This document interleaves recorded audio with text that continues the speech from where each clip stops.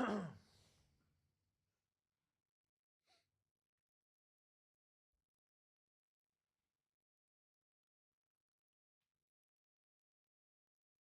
live, boys. Welcome, welcome, welcome. Now, the Gas Digital audience that came over here, we thank you very much because this is a very special episode. We are not on Gas Digital today. We are live on our YouTube, trying to sneak attack the censors here. It's your boy, Gerard Michaels, the funniest man you never heard of, Thicky Smalls himself. Welcome another beautiful Monday here, Gas Digital people. And to my right, at 6'3", 200 pounds, 210 pounds, and every single one of them is a problem. The master of punks, the tamer of sages, the king of the ring himself, the CEO of the RNC, UFC's favorite, pretty Mickey Gall. What's up, man? How we doing, what up, bro? Big G? You looking thick, boy. Thank you, dog. We about to call the show Thick and Thick, bro. Yeah. You looking ready to rock and roll? Fuck yeah, bro. Yeah. I'm the man in the mirror. Just killing it at Barwis this morning. You know, throwing the weights around, feeling good. We're joined today by two suited studs here. Suited studs. I feel a little bit like a ragamuffin. Little ragamuffin. You feel a little like a ragamuffin. Yeah, we got a little rags to riches a show here today. We've got friend of the program, second time on, hands together for none other than Sal Greco. Did nothing wrong. Sal Greco, what's happening, man? Sally G. I'm happy to be here once again, and you're 6'3". We could have actually used you in the John Gotti versus Floyd Mayweather fight. Yeah, man, I saw that thing. You were there? Yes, I was there. It was quite a spectacle at the very end. We'll get into that. John's my boy. I know. We'll get into that in a little bit because there was some maybe fishy, odd things that had happened there. Little fugazi. And somebody that may know something or other about fishy, odd things once or twice throughout the history of America, maybe the most well-known political insider of all time. The man, the myth, the legend, Roger Stone. Roger Stone here with us today. Delighted to be with you. But then, you know, when the feds want to put you away for 7 to 9, you're delighted to be anywhere. 7 to 9. The feds are trying to. The feds already got you once, man. Right? Well, except for I was pardoned. I had an unconditional pardon because I was put through a Soviet-style show trial. You know, a kangaroo court where they deny you any reasonable defense. But then almost a year later, a federal judge orders Robert Mueller to release his final report, and it says right there in black and white, we could find no factual evidence that Roger Stone engaged in Russian collusion, WikiLeaks collaborations, or any other crime. So the whole thing was a fugazi. It was a fraud. As you know, it was meant to pressure me to testify falsely against Donald Trump. In other words, when they couldn't find any Russian collusion, they decided to go invent some. Let's just pressure Stone to say that these 29 cell phone calls he had with Trump in 2016, that all had to do with the Russians. The problem is, I already passed 2 lie detector tests on that subject. It was a lie. I refused to lie. Now, through the grace of God and the strength of Donald J. Trump, I'm on this podcast and glad to be here. Yeah, and they should know better than to try to bleed a stone, that's for sure. Now, Mr. Roger Stone, 2 things off the top of the bat. Let's get it out there in the open. Are you, in fact, a Russian spy? Not only am I not a Russian spy, I don't know any Russians. I haven't been to Russia. Actually, it's not true. They did run this guy who called himself Hank Greenberg in on me in 2016. The baseball player? No, but he was using that name, and he insisted on meeting in Sunny Isles, which is an enclave of the Russian community here in Florida. And one of my good friends, Michael Caputo, is a good guy, kept saying, this guy says he has dirt on Hillary Clinton. You ought to meet with him and vet him, see if there's anything there. So I go to this meeting. R.I.P. that guy. And it's clearly on the down low. He's wearing a Trump hat, a Trump T-shirt. This is not how intelligence agents operate, generally speaking. And he says, I have all this dirt, all these emails on Hillary Clinton. And I said, well, I'd have to see them to determine whether they have any value. He says, that's going to cost you $2 million. $2 million? I said, the joke's on you. I don't have $2 million, and if I did have it, this is not the way I would spend it. Guy says, you don't understand. It's not your money I want. It's Donald Trump's money. I said, no, you don't understand. Donald Trump isn't spending $2 million on anything, never mind opposition research. So, my friend, this meeting's over. And I left.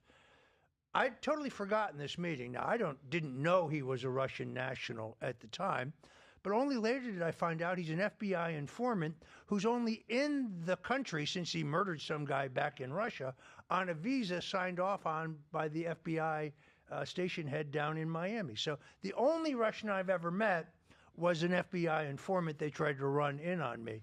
By the way, in the Mueller report, this is reduced to one sentence. Stone met with a man who called himself Hank Greenberg. We determined he was not a Russian government asset. They didn't mention that he was an FBI informant. Unbelievable. An FBI informant and ex-Russia hitman. It's Yes. like a movie. Yeah. And he's still, by the way, somewhere in South Florida, so I hope he doesn't see this podcast. Ah, well, Sounds like a good guy. Millions of people do, so I'm sure Hank will. Maybe I stopped this guy in Brighton Beach because that was a big enclave of Russian community. yeah, You never little know. Sheepshead Bay my action. 7.5 years in Coney Island as a cop, you know. Yeah, that's right. Yeah. How tough to see those guys out there. They were really hiding, weren't they, out there in Brighton Beach, All Sheepshead over. Bay? Tatiana's restaurant. I'll tell you what, though, they gave the Italians a run for the money with the gumas, the women they had parading around out Yes, there, roller roaster at 2 o'clock in the morning. They That did. is true. I think they were dealing at the time in the 80s with Anthony Gaspipe, if you remember that name. Oh, yeah, Gaspipe. I remember he Yeah. Casso. Yeah, Yeah. They were dealing with him back in the day. We talked about him a lot when I did the Mafia States. He was Franzese's guy.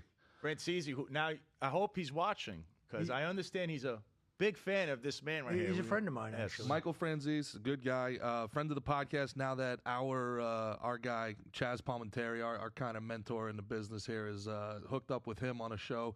All good things happen with good people. I feel like the culture's starting to turn a little Well, bit. Francesi and I have something in common. We both found Jesus, and it's sincere. I mean, look, there's no question that these guys wanted to send me to a dank Georgia prison where I was supposed to die. I'm 68 years old, lifetime history of asthma. The Bureau of Prisons insists that there are no known cases of COVID at this prison in Georgia. The woman who's African American, head of the prison guards union in Georgia, reads this, contacts one of my lawyers, and says there's 200 cases here that they're hiding, and there's going to be more. So the whole idea was to pack me off to prison. That way, once I died, I could not pursue an appeal because my appeal would have exposed everything. So it is only through my prayers to Jesus Christ, who gave Donald Trump the strength and the courage in an election year to give me a commutation of my sentence. And then many people don't know this, a full unconditional presidential pardon. Go online and look for my pardon. See if you can find it. You won't find it. Google has buried it as if it never happened. Now, Roger, for our fans, specifically our meathead fans who might not be very political, could you tell us a little bit about yourself? I watched your Netflix documentary. I loved it. I'm a big fan. Get Me Roger Stone. The problem is Robert Mueller saw it, but he's so senile he thought the name of it was Get Roger Stone. Yeah. And he certainly tried. For those who don't know me, I'm half Sicilian. I'm Italian from the waist down. Hear that? And I have worked for 4 American presidents. I am a veteran of 12 Republican presidential campaigns. I cut my teeth with Richard Nixon. I have a tattoo of Richard Nixon on my back, about the size of a grapefruit, floating between my shoulders, meaning I'm the only guy in the world with a dick on the front and the back. And it's not. It really is not a political statement. It really isn't. Nixon was a pragmatist. You know, he had conservative views on some issues. He had more progressive views on other issues. But to me, it's a daily reminder that when you look in the mirror and you see it, that in life, when you get knocked down, when you suffer some defeats, when you don't get what you want, when you really strive and you fall short, instead of giving up, you got to dust yourself off, get up, and get back in the fight. That's a great message. That's the story of Nixon. The guy, they counted this guy out so many times, and he just kept coming back. He would not be defeated. Even when they tried to impeach him and he resigned, he still comes back and publishes 5 New York Times bestsellers and becomes a foreign policy advisor to both George H.W. Bush and Bill Clinton. I met Bill Clinton once and only once, and that was at Nixon's funeral. We're in the receiving line, and Clinton's a real pro. I mean, the guy's unbelievable. So it's my turn. I say, Mr. President, I'm Roger Stone. Oh, yes, I know who you are. Now he doesn't let go of your hand. He holds on to it. He looks you right in the eye, and he says, I know how hard you worked to get President Nixon and I together. I know for a long time my staff blocked it, but I just want you to know that in the end, we not only became good friends, but I really came to rely on his wise counsel when it came to China, Russia, international affairs. And I just want you to know how much I appreciate that. I said, thank you very much, Mr. President. Wow. Clinton then turns to Hillary and says, Hillary, you know Roger Stone. I put out my hand. She won't shake it. And she says, yes, I know him. And I moved on down the line. Wow. Wow, I'm starting to Wow. get the feeling Hillary Clinton might be a little cold. You You think? I think she might You be a little. She might be a little cold and maybe holds I grudges. don't know. The smell of sulfur was kind of in the air. Alex Jones isn't necessarily wrong about that. Alex Jones isn't necessarily wrong. That's like you Could know be a T-shirt. Yeah, that should right? be a T-shirt. Yeah. Turns out the frog's kind of gay. Yeah, even Robert good. F. Kennedy's now admitting it. The stuff they Well, put in the water could. I have so much to get into you on that. I want to talk about that so much. But Sal, I don't want you to be forgotten here. Do you have any updates on your case? You know, for people that don't know, that haven't watched the previous episode, Sal was railroaded by the New York City, allegedly railroaded by the New York City Police Department for his affiliation with Mr. Stone here, and he is now you are engaged in a civil suit against the city. To try to recoup and some of your pension that was taken away from you, which you claim unjustly. All right, well, right now we're in a second motion to dismiss. The city filed a second motion to dismiss. Considering my second amended complaint at the time you heard of, obviously they terminated me stating that I am friends with Roger Stone, therefore I must be terminated because I violated this draconian rule that says you cannot knowingly associate with someone who is reasonably believed to have engaged or engaged in criminal activity. 70% of America has a record. So my argument would be Cardi B, who was invited to the police academy, no, there wasn't a court order for that. She was invited to the police academy.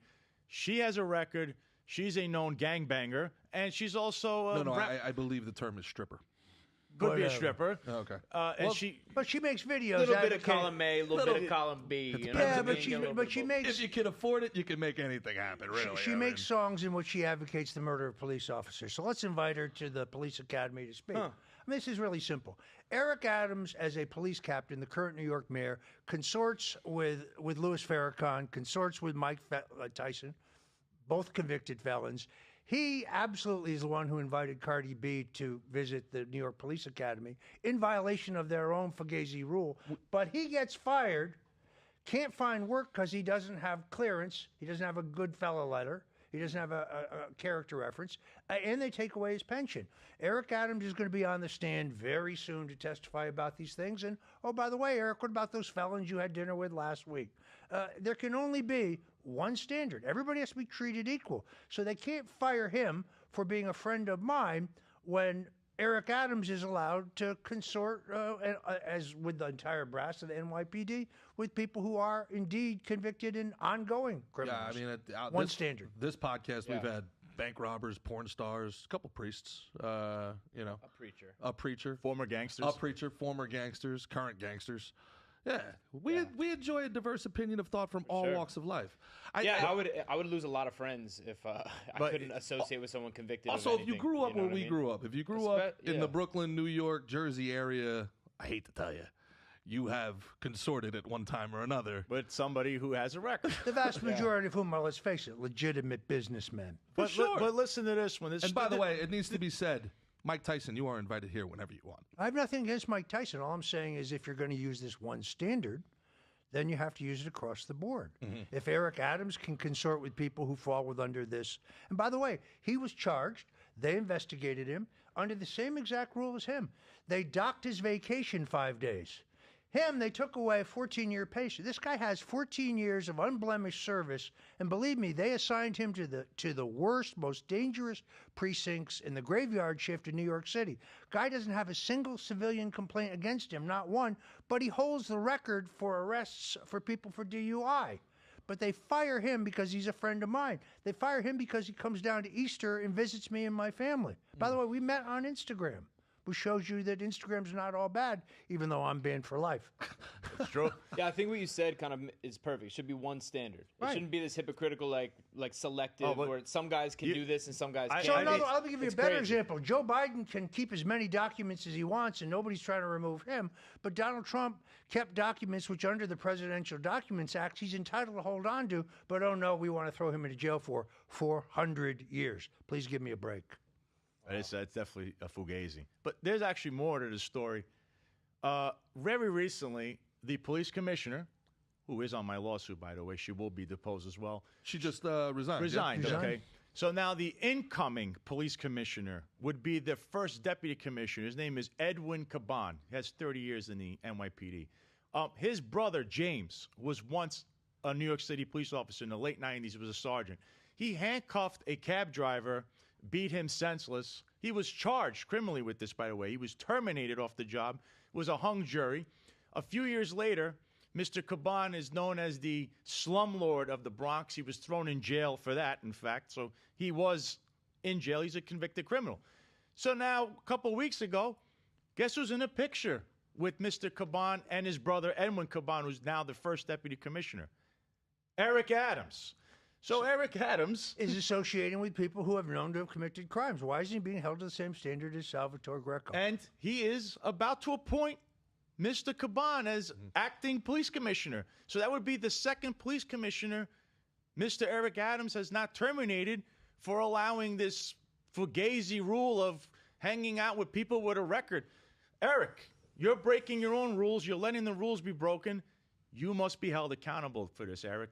You will be on the stand. Believe me, you will be added to this lawsuit. It's coming. We just got to get past the second motion to dismiss. And then my lawyer cannot wait to have you on the stand answering this. Because from all accounts right now, he is really the de facto police commissioner. It's him and a couple of cronies. Philip Banks, Edwin Caban, this guy named Madry, who's in another lawsuit with my lawyer. Apparently he was in a sexual harassment case with another officer when he was he was a chief of patrol or something. The entire administration is full of scandals, including Eric Adams. And all we're saying here is needs to be one standard.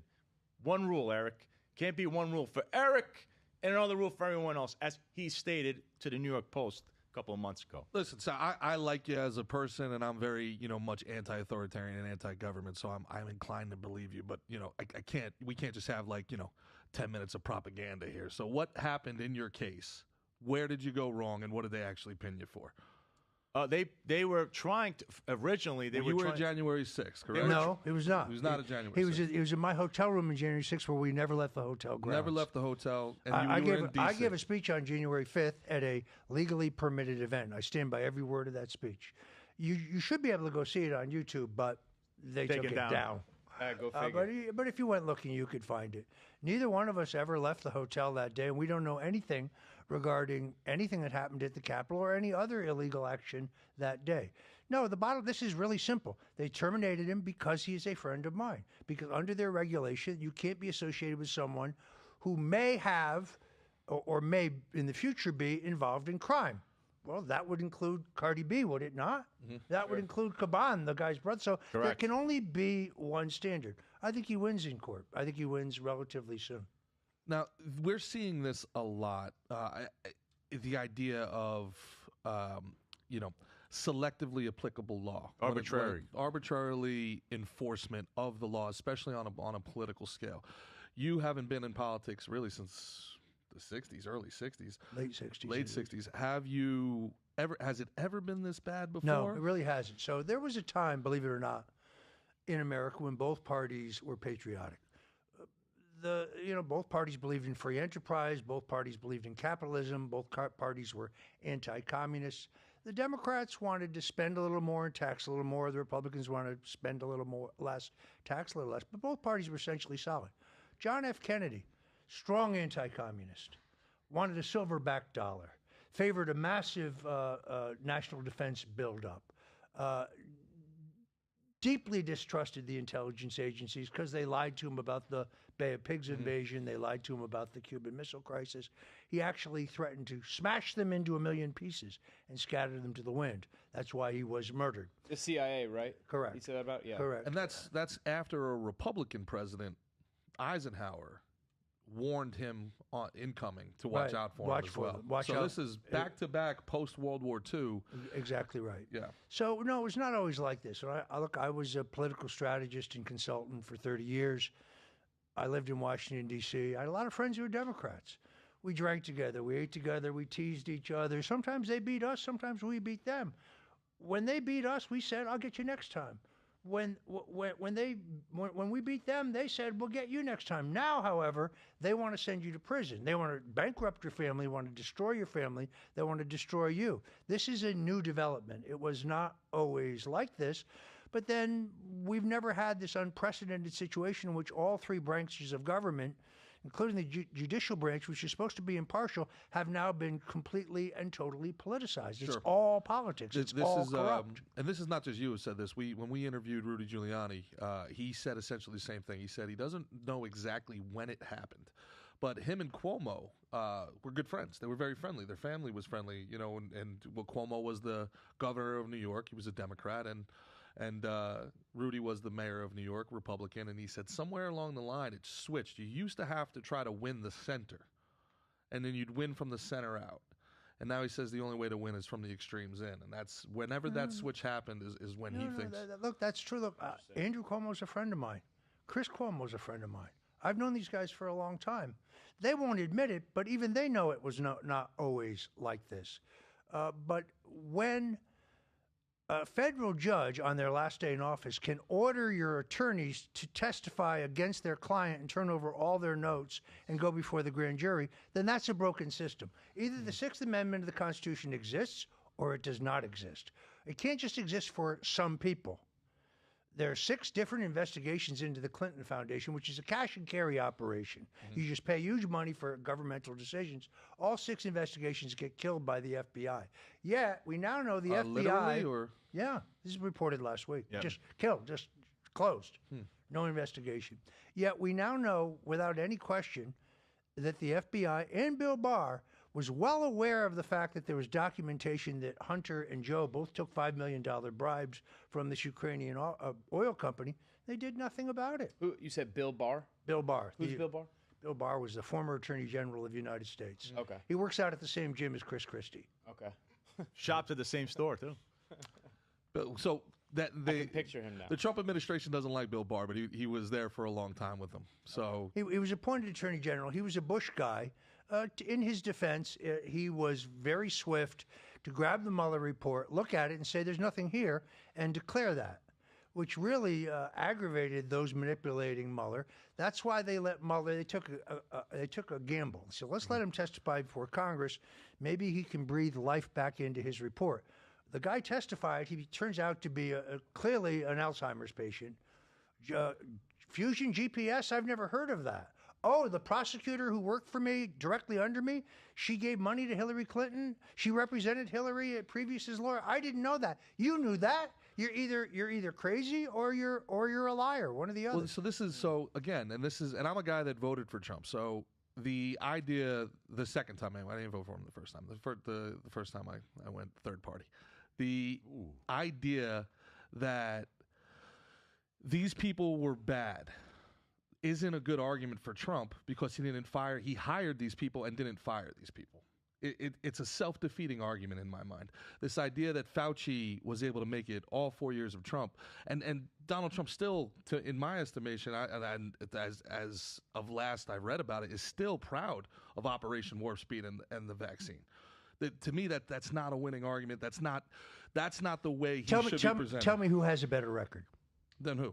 than that in the Republican Party. Who has a better record? Nobody. Yeah, that's So fine. I agree with you. By the way, I'm unvaccinated. Yeah. I would not urge anybody to have the vaccination. To use your Chris Christie, argument, it's like, okay, who's the prettiest girl at fat camp? Who gives a shit? I mean, you're talking about a party that lost to John Fetterman. This is a broken party. Yeah, but in this case, look, Chris Christie. John Fetterman can't put 2 sentences Chris together. Christie's brother's jammed up on an insider trading deal. Christie gives a very lucrative conservatorship to a U.S. attorney, so his brother takes a walk. I'm sorry. Chris and his brother belong in prison, and if Trump gets back in, they'll probably end up there. Sorry.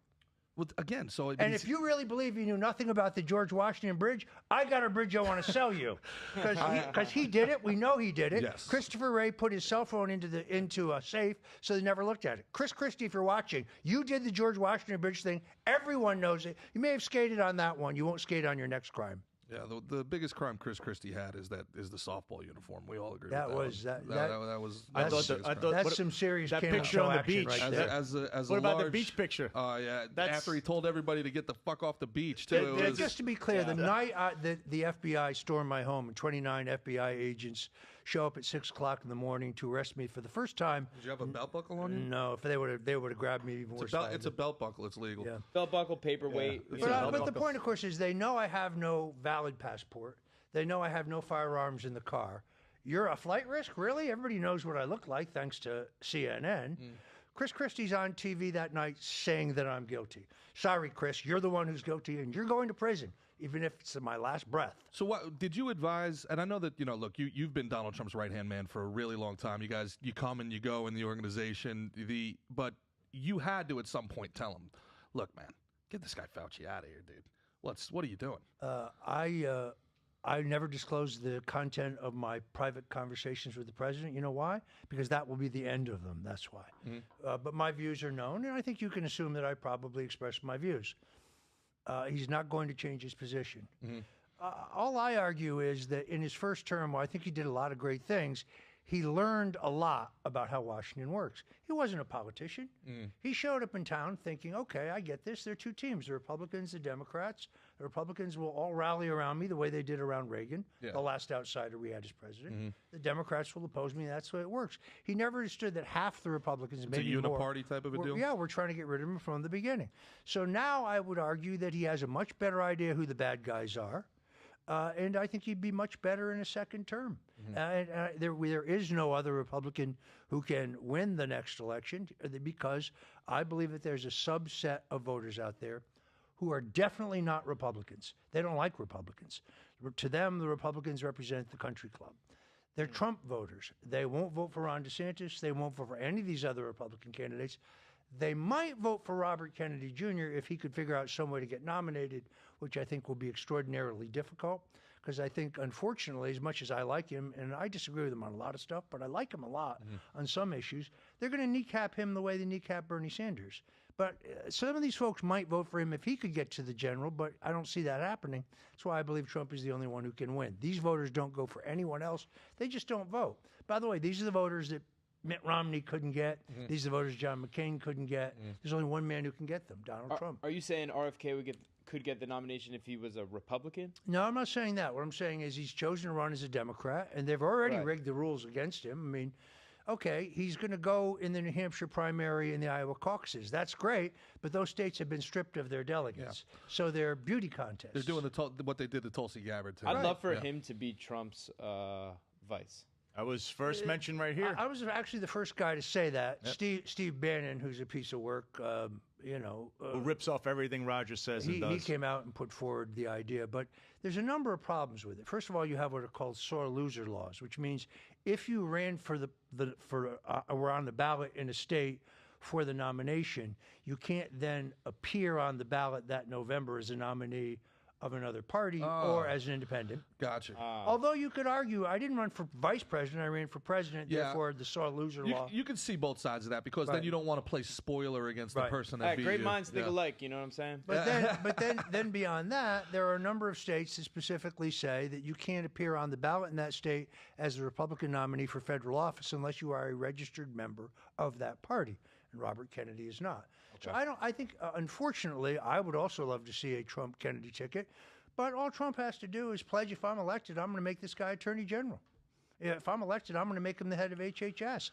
And interestingly enough, when Robert Kennedy was on with Laura Ingraham, a great interview, by the way, she asks him, will you endorse Joe Biden if he defeats you for the Democratic nomination? He completely ducks the question. Well, I'd have to think about that.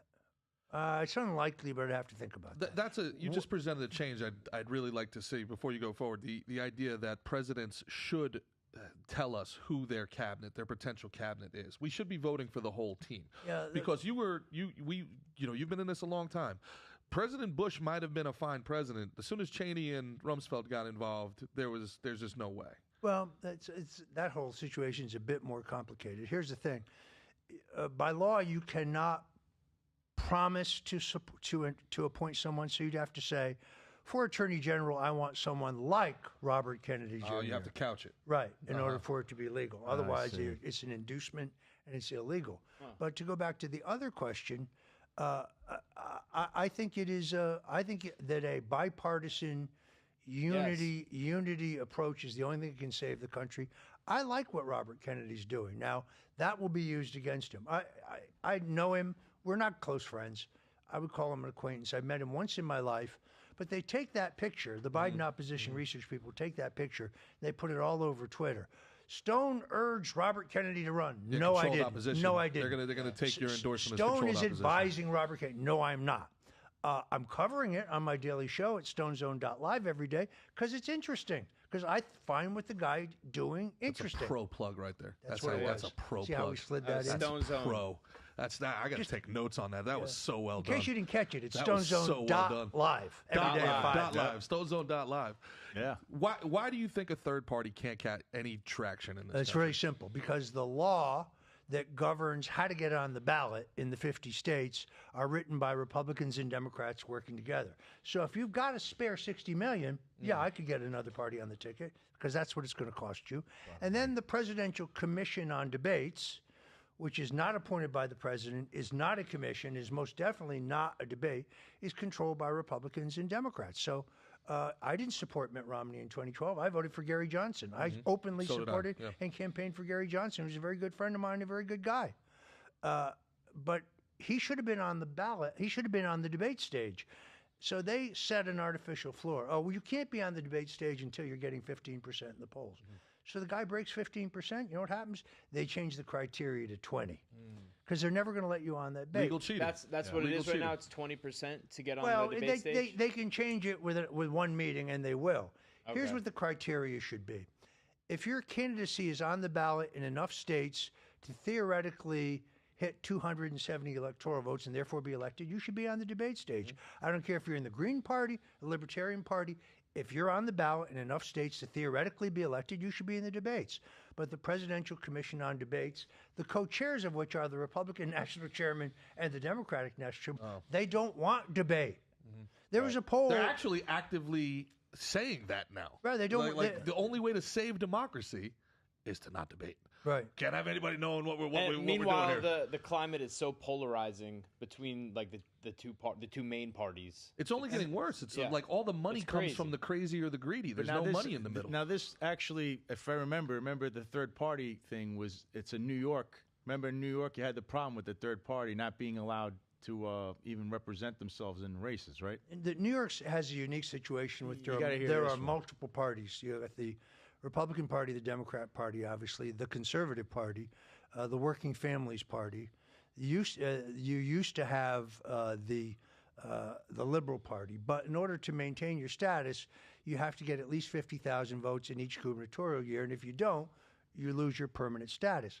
But you win the cumulative vote total. So Donald Trump appears as the nominee of the Republican and Conservative Party. You add the vote total together to determine who carries the state. Oh, interesting. It's a unique situation. Andrew Cuomo tried to kill it because the Working Family Party, which is a bunch of crazy leftists, never liked him because Andrew Cuomo's not a liberal. Andrew Cuomo's a gangster who believes in nothing whatsoever other than getting elected. And they hated him because he's not a liberal. He's not a progressive. He's a moderate Democrat at best. He was very late coming to same-sex marriage, a mainstay of their party. He was very late coming to legalization of cannabis, a mainstay of their party. They hate Andrew Cuomo. So the irony is Andrew Cuomo wasn't taken down by conservatives. Andrew Cuomo he's was taken down by by the left, liberals. yeah. The left took him down. That's one of the things that I think has been very interesting since the second Obama campaign, Obama's reelection campaign. It's almost like the Democrats, unleashed a golem among themselves, where they had to get that far left coalition to get over the hump. But now it's the far left coalition, the Justice Democrats and the far left progressives, who are eating Democrats. It's not Republicans who are beating Democrats in heavy left areas. Like AOC didn't beat a Republican. Well, and they clearly have control of Joe Biden, or at least Joe Biden's apparatus. I mean, I have friends of mine who are Democrats who don't like Trump, and they say, "Look, Biden's a moderate. He's gonna govern from the center. Really, where? He's not governing from the center at all. If he even knows what day of the week it is." That's true. I mean, you talked about Kennedy. A Democrat like Joe Manchin wasn't an outlier when I was younger. Bill Clinton was a moderate. Bill Clinton would almost be seen as right wing today. If John Kennedy were alive today, he'd be a Republican, based on the record that I outlined earlier. So, no, the whole idea of the old Democratic Party, the party of Truman, the party of Kennedy, the party of Bill Clinton, not Hillary, the party of Bill. That party no longer exists. Their party's been taken over by radical socialists. Is so it comes down to money. Where's this money coming from, right? It seems to me that global interests have infiltrated domestic politics. the money's coming from global interest? Is the threat of the World Economic Forum, the WHO, are these things actual real threats, or are they overblown in your mind? I think they're real threats because they back them up with money. Look, George Soros has financed people who go on Twitter. And now Alex Soros. And Alex Soros, although I think it was always him, by the way, and advocating the assassination of Donald Trump. There's a crime. Mr. Barr, go pick these people up. What are you waiting for? But there is no equal application of the law. So they pretty much do whatever they want with impunity. The system is awash with dirty money, soft money, money that never gets reported anyplace. And that is who's financed to take over the Democratic Party. It would be real interesting if they were investigating Biden the same way they were investigating Trump. Well, the House Republicans are trying to do that, but those who keep hounding and screaming about the rule of law don't seem to have any problem with the FBI stonewalling a legitimate congressional request for documents and testimony from the FBI regarding what they've had on Joe Biden and his illegal acceptance of bribes for several years. There is no, every time you see a Democrat on TV speak about the rule of law, you know they're lying.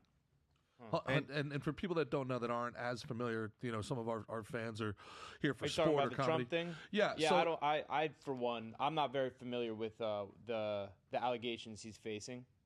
So if you could explain The Fugazi allegations. I'm sure that's how at least they're going to be presented. It's relatively simple. What they're claiming is that he held on to certain presidential records that he was required to return to the government. I just said it right there. Under the Presidential Records Act, he's entitled to do that. Judge Amy Berman Jackson, who was the judge in my case, who's a Trump hater, she ruled that Bill Clinton could hold on to any document he wants as a former president. That is the controlling law. That is the legal precedent.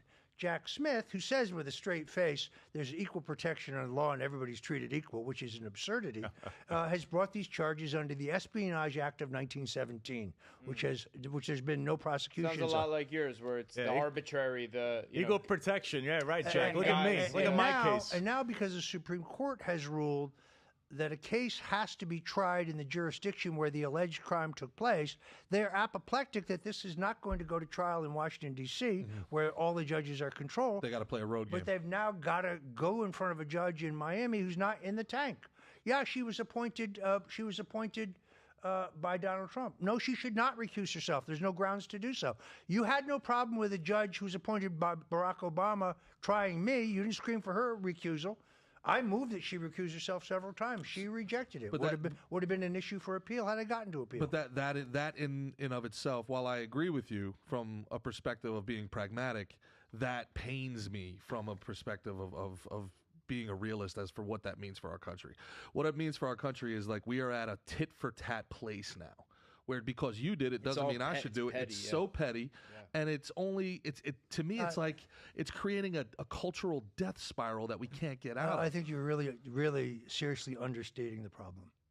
The law doesn't matter, the Constitution doesn't matter, the rules don't matter. We do whatever we want, and there's nothing you can do about it. When they can make Trump's own lawyers testify against him and turn over their notes from their conversations with him, that is proof the Constitution doesn't matter, the law doesn't matter, the rules don't matter. Sure. They just do whatever they want. So and until you can find a federal judge who will stop them, they will not be stopped. That's why they're apoplectic, that you have a judge here who's an independent that they cannot control. I've been in numerous cases. I've never heard of anything like this. To have a lawyer, your personal attorney, testify against you being forced to, this is unheard of. And as I've heard yesterday on the Roger Stone show on WABC Radio at 3 p.m. on Sundays, David Schoen.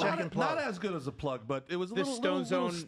I was going to get it in anyway. This is the Roger Stone show on WABC Radio at 3 p.m. on Sundays. You got to smooth the edges a little bit there on him. The boy's coming along well, good. It's coming along well. It's coming along good. Yeah. He had a great guest. It was David He Schoen. only recently got shoes on him. So. Now, listen, David. So he had David Schoen on. David Schoen, who was an attorney for Roger on his case, and he's been Donald Trump's impeachment lawyer, one of his lawyers. He stated something. This is insane. So he was saying that the grand jury, the testimony of grand jury, that certain people that testified in Washington, D.C., we don't know if in the Florida grand jury they heard any of this testimony. So in other words, they just read them the testimony. Sure. So in other words, the grand jury has no chance to cross-examine that Totally get person it. or even see them or read whether they think they're credible because of the way they act in court. It's a travesty. What really listen, and this is to me the great appeal of Trump is, you know, the infighting, I don't like it. The name calling, I don't like it. The bluster, fine, is what it is. Geez, those are all things I do like. I know. I was gonna say you're talking to the man behind The that. right? WWE aspect of things. yeah. Come on. I don't. It's a show. I don't like. show. I don't like the leader of the free world setting up a super kick from the turnbuckle. Oh. You know, whatever. But the idea that he was going to take on the military-industrial complex, the idea that he didn't start wars, the idea that he was, you know, going after the swamp, trying to drain the swamp, was remarkably important to me, and that's why I supported him. I hear these things, and I agree with everything you guys are saying, and then I say, man, why didn't Donald Trump pardon Julian Assange? Why is Snowden Jared still Kushner. Jared Kushner had Jared Kushner and to a much lesser degree, Mike Pompeo. Mike Pompeo? Mr. President, are you aware of the fact that the disclosures by Julian Assange caused the death of thousands of American soldiers and sailors? Were you aware of that? Now, that's a lie, but that's what he told Trump. Listen, the truth shall set you free. We are in a timeline in America right now where breaking the law doesn't get you in trouble. Reporting on somebody breaking the law does. Edward Snowden. That's a great point, G. Edward Snowden, he was like Sisyphus giving fire to you know. They should both have been pardoned. Both he and Assange have been pardoned. But all he did is show what the CIA and the deep state was doing to its own citizens. And while we're at it, Trump had the opportunity to declassify all the JFK assassination records, and he released about 80% of them. But Mike Pompeo, public enemy number one, deep state quisling, Fugazi, a fraud, he convinced Trump that would expose our sources and methods. I'm sorry, Mike. Nobody involved in the Kennedy assassination is still alive. And if you guys are plotting to kill an American president, we actually need to know that. We need to know your sources. Trump on my radio show last Sunday pledged that if he's elected again, he will release all those documents. It's about time. We never got to the bottom of the bricks. Who set up the pallets of bricks on the riots? Oh, I remember that one. That was in New York City. We never got to the bottom of who financed the riots. These were well-organized, well-financed things. Somebody paid for those flatbeds. Somebody paid for the flatbeds. That's right. Somebody set up the pipe bombs January 6th that were inert. Somebody. It's on camera, but nobody knows. 139 flights to Epstein Island, and we don't know anybody that was on it except Donald Trump and Bill Clinton. So where are the answers? Hold on. Donald Trump never visited Epstein's Island. Never? Never, not even once. No, there's no evidence of that whatsoever. Were you ever at Epstein Island? Absolutely not. And if a person who wants to say this online wants to say it again and attach your name to it and your address, I will sue you in a heartbeat.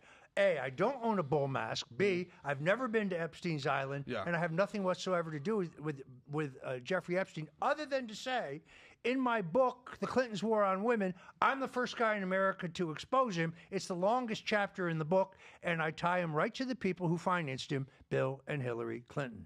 So, but I see this constantly online. Stone, what about your visit to Epstein Island? There is no such evidence, but if you want to say that, that's fine. Attach your name and address to it. You'll hear from my lawyers. I probably would have gone to Epstein Island the first time.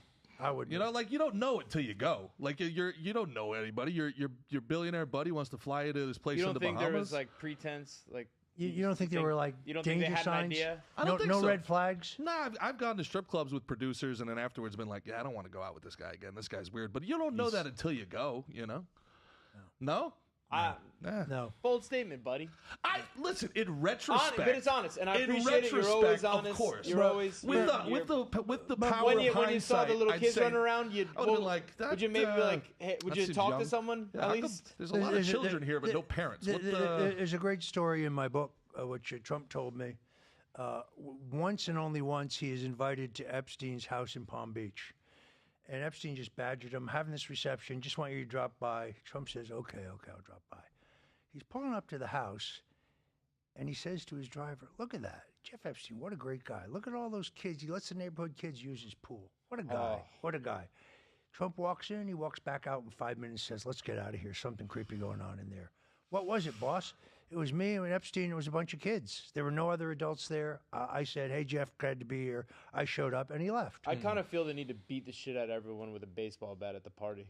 You could do more than that, Well, Yeah. Mr. Yeah. UFC.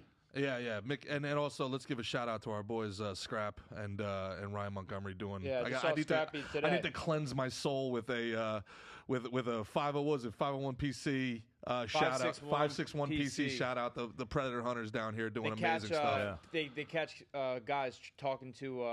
Have you seen it? They're talking to like little kids and stuff. They set up like an adult doing it, and then when they go somewhere, they show up Yeah, and the are like, Predator "Hey, Hunters. what's up, Steve? A hacker We know- and an we know what MMA you're here fighter doing." got together on this. It's pretty. But does really anyone exciting. get Saving prosecuted kids. off of this? It's hard. It's hard because the way they come up with the information isn't like really legal. Because they only around. Listen, It's But they the call the fruit of cops, they fruit of the embarrass poison them. tree. if you just want to know one thing, the only people that get prosecuted have to be named Trump or anyone that voted for him. If there's any other crime, it's all debatable behind the scenes. Listen, I hate Sadly true. I hate the fact that it's true because it's you want to be like, man, this guy's always complaining or whining, but it's true. I mean, it's true. Sam Bankman-Fried.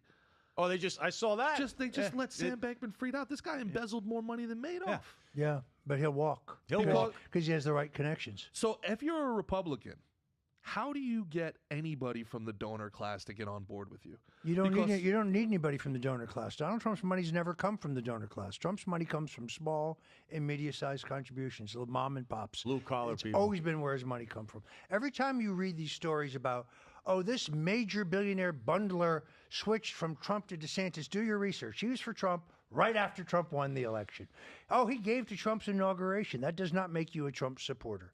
So I don't think Reagan never got the big money either. He was never the toast of Wall Street, never the toast of the financial elite. You don't need them. Trump's money comes from small donors. He's raised $8 million since he was charged. Since. Last public number is 6.6. It's now up to 8. If the GOP were to pull a Bernie Sanders, like, it's well documented now that Hillary, this is one of my funny things, we were talking about this off air, Mick, like when everybody's like, they would never rig an election. I'm like, they rigged their own primaries. It's well documented. Yeah. Hillary's camp used Donna Brazile and Dianne Feinstein and Debbie Wasserman Schultz to rig the primary against Bernie Sanders, right? So Bernie would have won that primary. Hillary won it. They rigged it. This is proven factual. Yes. 100%. Yes. 100%. Donna Brazile Yeah, then this is the- did it, this- then wrote a book and made money off of doing it. And ironically, this Rubbing was your among face. the documents Julian Assange got and published, showing that Debbie Wasserman Schultz, every man's first wife, that she rigged the primaries against Bernie. Dianne Feinstein, who's been there how many decades now? Term limits. Dianne Feinstein. Yes, is one but I of the hope she reasons. hangs on because I don't want Adam Schiff appointed to that seat. That's true. Voting is supposed to be term limits. Sometimes the W knows better than the W don't. But the idea is, again, going back to Assange, the idea that these people are somehow morally above this when they would rig their own primary. Juxtapose that to today. The uniparty that you mentioned before. Let's say that they get together and they rig the GOP primary against Donald Trump. Would you advise him to run then as a third-party candidate? It will be too late. First of all, he will have contended presumably in the primary, so the sore loser laws would kick in. But also, the deadlines for getting on the ballot in most states will pass prior to the primary, so it would be too late, and it would also be financially extraordinary. I mean, he's a billionaire, but even then, the cost would be exceptional. Again, what I said earlier. They make it as difficult as they can to get on the ballot unless you're a Republican or a Democrat. And if you're trying to get on the ballot in the primaries to challenge the party, they make that difficult too. So the chances So of in New York Ross State, Perot are it was a different time, and Ross Perot spent a lot of his own money, but it was a very different time. So in New York State, for example, if I signed a petition to get somebody on the ballot, and I signed it Roger Stone, but I'm on the voter rolls as Roger J. Stone Jr., that signature is invalid.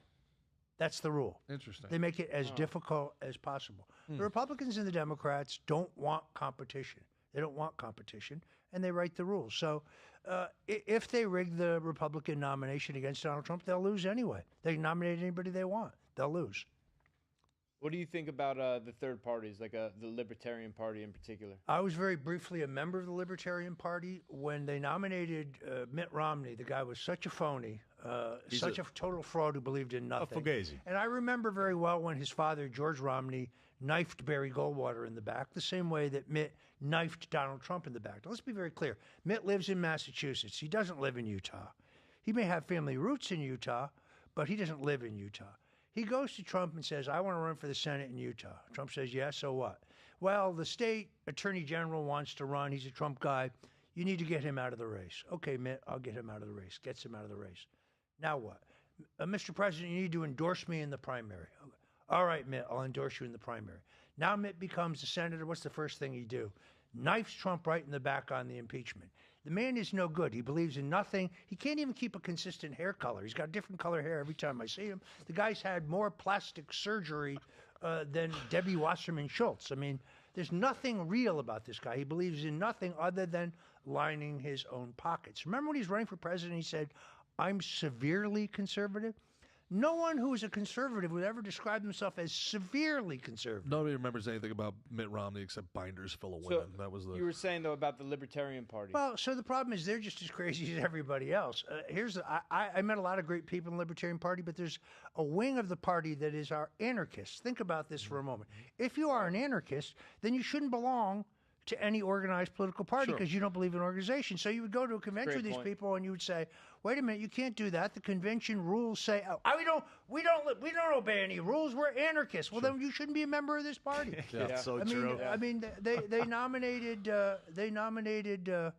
Bob Barr, who's a very good guy, former congressman for Georgia. They nominated him for president. There's only one problem. I like Bob Barr. I think he's a very good man, but he's not a libertarian. Not even remotely a libertarian. Yeah. And then subsequently, they love to nominate somebody you never heard of who can't raise $5. Yeah. And then they expect to make it as a party. Yeah. They nominated Gary Johnson twice. Gary Johnson was a very credible candidate, had a great record as governor of New Mexico, balanced the budget, cut taxes, created more jobs than the governors of Texas and Massachusetts but he didn't know together. Where Aleppo was. But interestingly enough, in 2012, when I supported him, no one in the media would cover him. CNN never once during that entire year acknowledged that he existed. But 4 years later, when he's running against Donald Trump, and they thought he might siphon votes from Trump, suddenly they're giving him his own town hall. I'll tell you the other strange thing. Bill Weld's a friend of mine, his vice presidential running mate. In 2012, when I decided to leave the party of Lincoln, Goldwater, and Reagan to become a libertarian, and I was advising Gary Johnson, I said, look, we need a vice presidential candidate who will blow their doors off. There are two possibilities. Barry Goldwater Jr., former congressman, son of Barry Goldwater Sr., the nominee. Oh, Gary says he's a friend of mine. I talked to Barry. He's a great guy. Can't leave the Republican Party. Just too tough. Can't do it. Okay. I said, the other guy is Bill Weld. So I called Bill Weld, who's a friend of mine. Very, very smart guy. And I said, hey, I'd like to see you. And he said, sure, let's have lunch at the Harvard Club. Okay. So I meet him and I say, look, I'd like you to consider running for vice president of Liberty. Are you out of your mind? Yeah. Are you out of your mind? That would be the response This is of a 2012. Democrat. Are you out of your mind? I'm not doing that. I said, okay, I thought I'd ask. 4 years later, now I'm supporting Donald Trump. Guess who out of the blue contacts Gary Johnson and says, I want to run for vice president? Bill Weld, who then used that position to campaign for Hillary Clinton and attack Donald Trump because he was promised an ambassadorship. Hey, Bill, you're never getting your ambassadorship. Sorry. Yeah, no, I'm not a big fan of Bill Weld. The biggest problem, in my estimation, Mick, for the Libertarian Party is they want to win debates online. They don't want to win seats of power. That's half of the people in the party, they want to be the smart guy in the room. They don't want to actually. And there's a lot of purists there. There's some pragmatists, but some people say, look, child pornography should be legal. No, I'm sorry, it should not. What was that? The what? There are people in the party who think child pornography should be legal because they're for all freedom. They're against any restrictions. I'm sorry. I can't go for that. We don't need an army or a navy. We don't need any military. We should disband them all. Well, because the Libertarian Party has wings. It has a more traditional conservative wing, and it has a more liberal left anarchist wing. Any mature party, that's the case, but please nominate a candidate for president that someone has heard of and who can raise more than Our buddy $5. Dave I'll Smith? tell you what, the real reason they don't want, like, Gary Johnson stole debates that he was actually allowed to be a part of. When he acted like he was having a heart attack because he was smoking a joint, it was the best soundbite of the whole debate. If, God forbid, Dave Smith was ever allowed, a professional comedian, a professional speaker, if he was ever allowed on that debate stage, he would be the only person anybody talked about after. Well, don't worry, you'll never let him on the stage. They won't let him on. They just won't do it. Do you think we're running into it? I mean, we're live on YouTube right now, hopefully still. Do you think we're coming to a place in time where those traditional gatekeepers are as necessary? I don't think it's a question of being necessary. I just think their power will become less. The guy who's really breaking through is Robert Kennedy. He's breaking through. They are censoring him on ABC, NBC, CBS. But he goes on CNN, Joe Rogan and but by going on Joe quintuples that. Rogan, by doing a Twitter space, by doing alternative media, he is in a very interesting way breaking through. This is why I spend so much time talking about him, writing about him, covering him on my show, because I find it interesting, just from a point of view of political science. Cable television is going to go the way of broadcast television. Broadcast television's over. CBS, ABC, NBC. Nobody is watching. Yeah. And to the extent that anybody is watching, they're watching it online. Cable is going that way. For whatever reason, the people who own Fox have decided that they're going to tank the thing. It's losing ratings, it's losing money, and ultimately it will just close their doors. What happened behind the scenes there with Tucker Carlson? Tucker was too dangerous. He's a truth teller. Whether it was the power of Big Pharma, or whether it was his interview with Robert Kennedy, or whether it was his questioning of the election. We now have a decision in the Eighth Circuit of the United States where they have uncovered this report that shows that Georgia officials knew that the machines could be hacked. You could even NBC's covering that because they have to. Because the Democrat lost, so those machines can be hacked. So the point, I guess, is that Tucker was telling too many truths, and they want to sideline him. Fox. Through yes, they want to sideline him through the 2024 election. They want to make sure that he has no platform. He's going to fight them, in court. His Twitter posts now, his Twitter show, which is only 10 minutes long. Yeah. He's dwarfing the numbers that he got on cable. Oh, yeah. Now that's both good, but He's also big time. no holds barred. He's they're throwing some very good. haymakers. Look, he's been a friend of mine for 30 years, and I probably wouldn't be sitting here if he had not championed a pardon for me because he knew my entire case was a fraud. I did nothing wrong. There is no Russian collusion. There is no WikiLeaks collaboration. The judge said to me when you're sentenced, you have been convicted of lying to cover up for Donald Trump, to which I say, cover up what? What is it I was covering up? It's a fraud. To go back to the point, however, there are voters, older voters, they're not on Twitter. They're not even online. They're used to turning on the TV set and seeing programming. And those are the people Tucker Carlson will not get to anymore. So while he is more powerful in some senses, in other ways, he's less powerful. Yeah. And remember, Tucker, when Roger went through, I was there every step of the way with Roger. Tucker was probably the premier guy in the media that was behind Roger and constantly mentioned Roger's name. And the entire injustice of that entire case, whether it was the judge or how they were treating him in D.C., even the way they got jurors for the grand jury, they were high-fiving each other in the back, as I was told. So he was the one outlining the whole thing where other people kind of, turned the corner when they heard Roger's name, or they didn't want to mention anything about Roger. They didn't think it was right. And some of these people today, a couple of years ago, they were all saying Roger, Roger, Roger. Well, let's say Roger. Now today, they act like they don't know Roger. Well, I think Tucker Carlson. Tucker was the number one guy. Tucker Carlson. He was always behind them. If I remember correctly, I think he called you the Forrest Gump of American politics. Yeah. Every time you look somewhere, there he is standing in the background. Tucker Carlson has been a friend of mine for 30 years. The irony is the hatred towards him makes no sense. He's one of the most decent. Agreed. And even when he had liberals on his show, he never cuts them off the way Chris Cuomo does. He always lets them talk. He was unfailingly polite. He's one of the most decent people you're ever going to meet. He's truly just a fine gentleman and a truly loyal friend. The level of hatred for him on the left, simply because he speaks the truth, is really hard to understand. Where are the allegations of him being a white supremacist? Where do those stem from? They're absurd. Look, they called me a white supremacist constantly. You know what? I was opposed to stop and frisk in New York City. All my conservative friends think I'm wrong, but I'm sorry. You should not be pulled over and frisked because of the color of your skin. You can call me any name you want. That's my position. I support affirmative action, which was a Nixon administration proposal. My conservative friends kicked the crap out of me over that. And we've already established you're Sicilian from the waist down. I support, and it's a short swim from Sicily to Africa. True. I was opposed to Reagan ending the Voting Rights Act. I call out the war on drugs. The war on drugs, as started by Richard Nixon, was focused on drug traffickers and drug kingpins. It was Bill Clinton and the crime bill. That was Joe Biden. Joe Biden bill, yeah. And Joe Biden, the omnibus, who passed a bill that mandates the harsh mandatory penalties for the first time nonviolent crime of possession of small amounts of drugs by the individual. Can you imagine the balls of Joe Biden sponsoring that bill?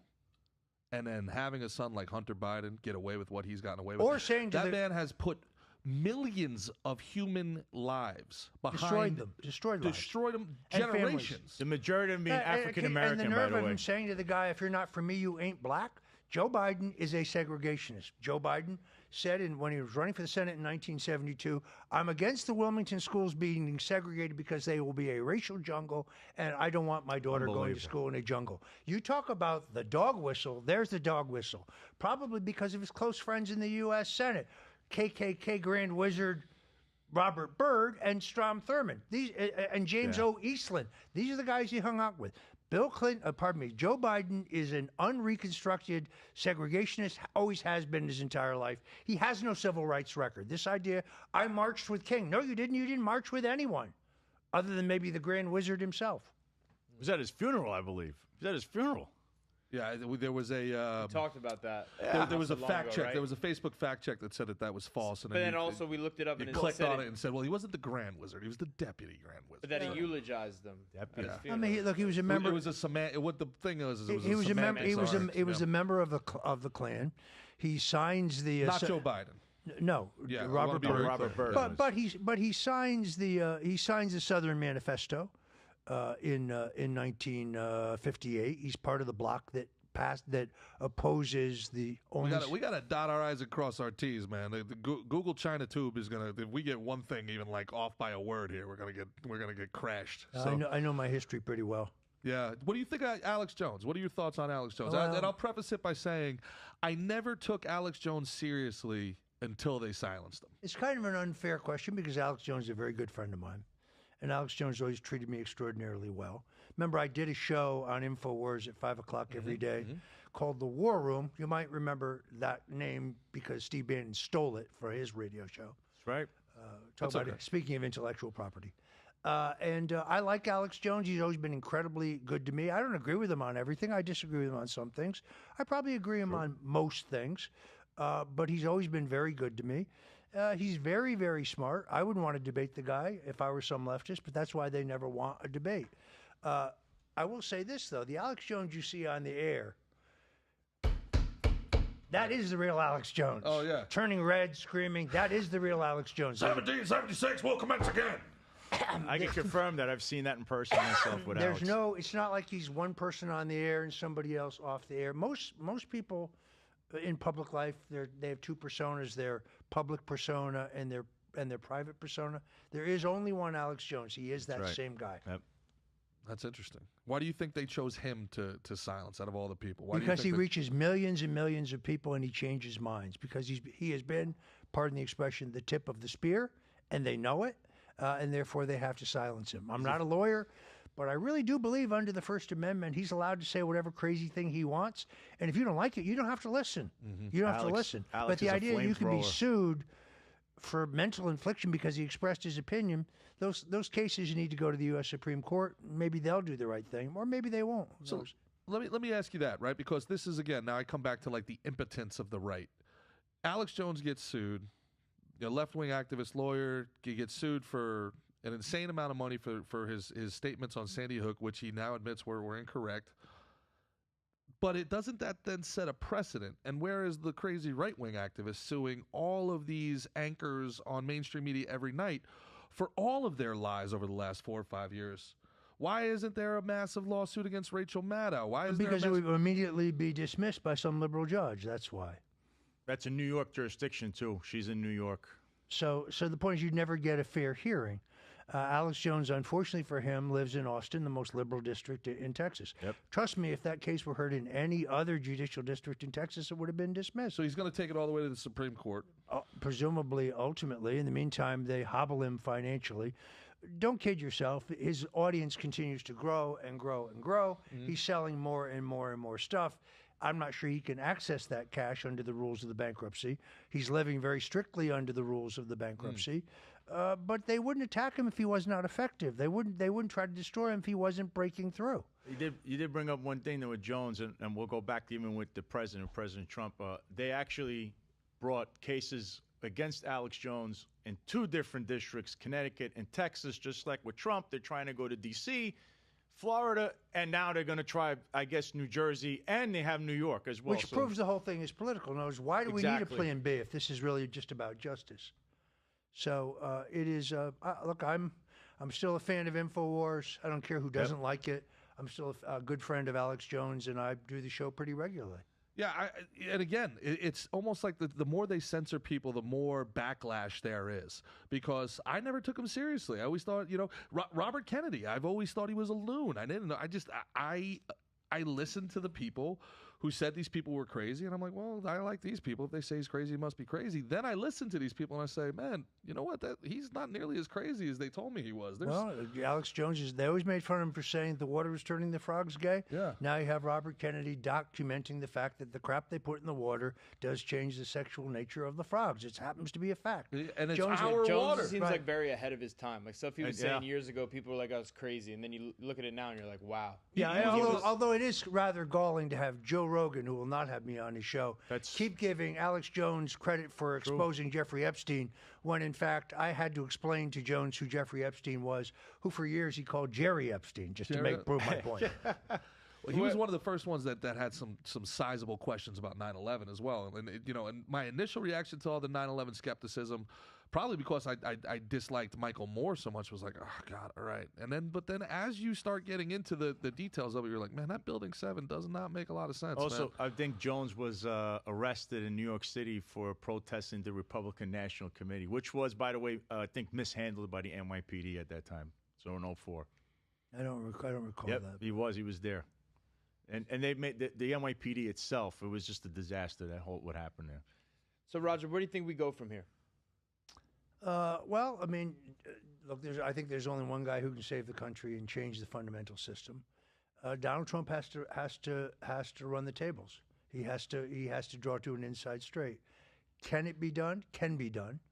We don't know when these various trials will be. That will become very key. They're going to try to fast track the trials so they can hobble his campaign. If he has decent legal representation, that remains to be seen as well. There are a number of ways that his lawyers can justifiably and legally slow this process down so he has a fair chance at trial. If he is convicted and elected president, or if he's convicted after he's elected president, he can pardon himself on all these federal charges. So the jury here is really going to be the American people. The jury's not going to be these people in the courtroom in Florida, not really. It's not going to be a jury in New Jersey. It's not going to be a jury conceivably in D.C. It's going to be the American people. They are going to be able to make a decision.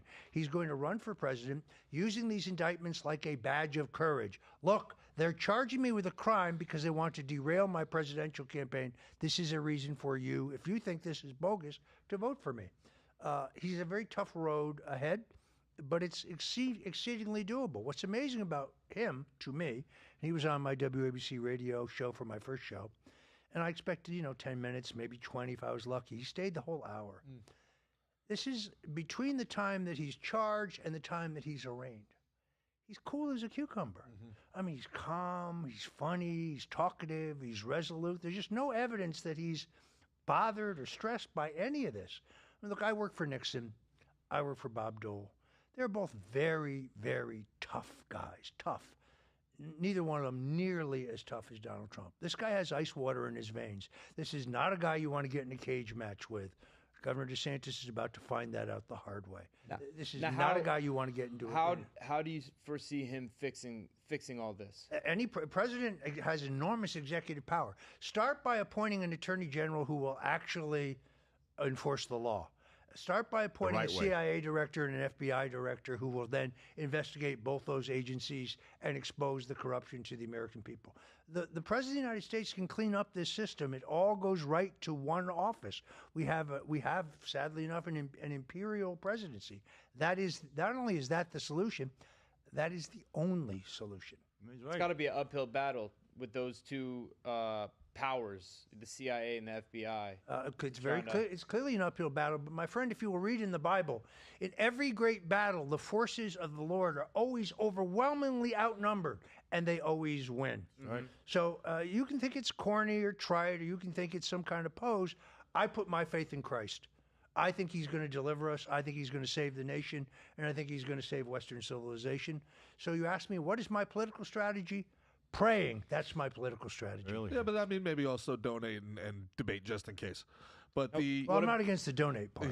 What about us as people listening? What can just for obviously it's it's crazy times right now, and where everything's so polarizing and everybody's First of all, don't tune out. Don't say this whole thing's so dirty, it's so disgusting. I'm not going that's to a very participate. Putting the head you're in the hearing sand. a lot. Right. You're hearing that from a lot of do people. a not- lot of people are done just with like it.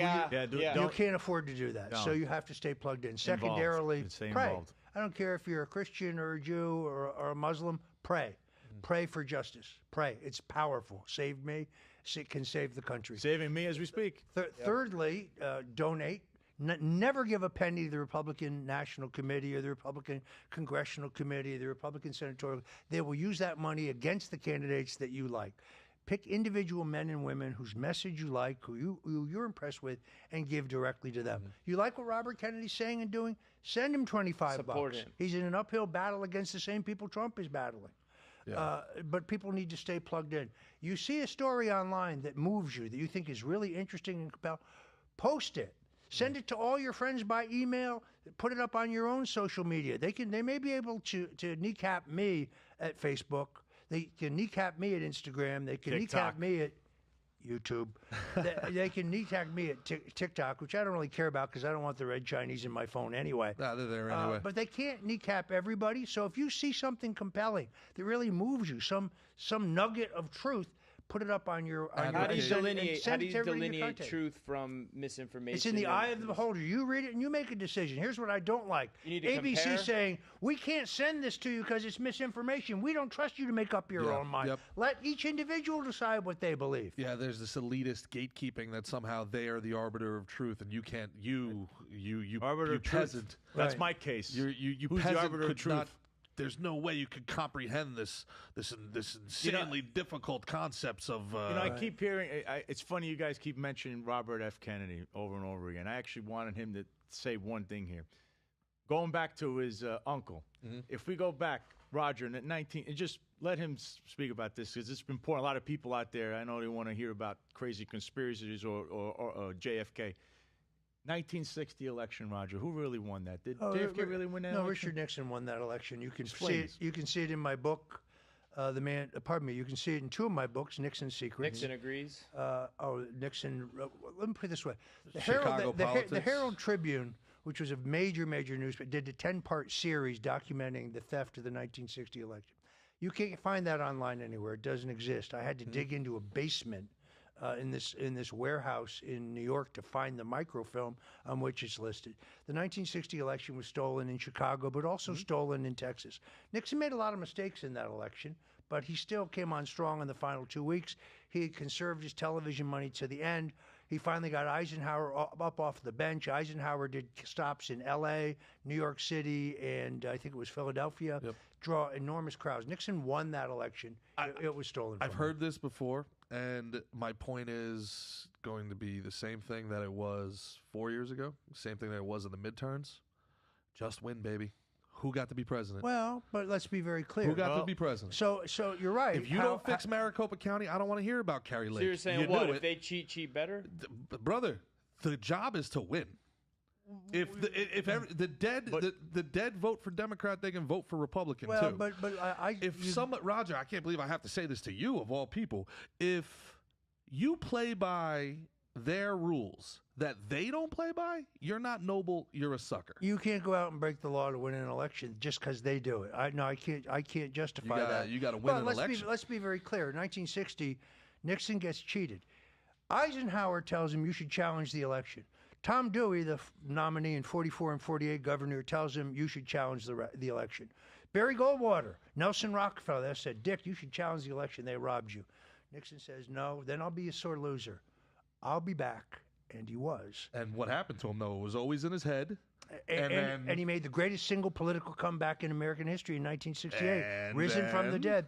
And then they ran him off again, and guess what? And then 4 presidents showed up at his funeral and said he was the greatest president of all time. Somewhere Still couldn't bury him. Somewhere in between those two things, something happened. No, they took him down, but did that end him? Was he finished? Did he just take up? No, he was back on the scene. He was shuttling, and in his 90s, he's going to China and Russia, and then coming back and meeting with the President of the United States saying, here's what's really going on. Sure, but do you think if he wasn't so convinced that he got cheated out of that first election, he would have tried to cheat the second time? He didn't cheat the second time, though. He didn't have to. No, he was going to win, but he did. He did cheat. He got caught. Talking Watergate? Yeah.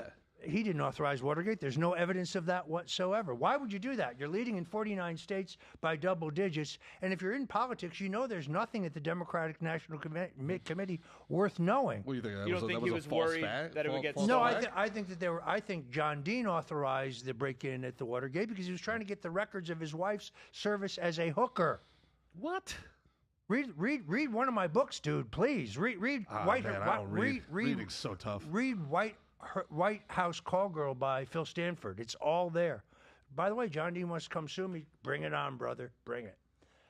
He sued everybody else who said this, but he won't sue me because he knows he could not stand cross-examination. So then, if that's the case, why wouldn't Nixon come out and say that?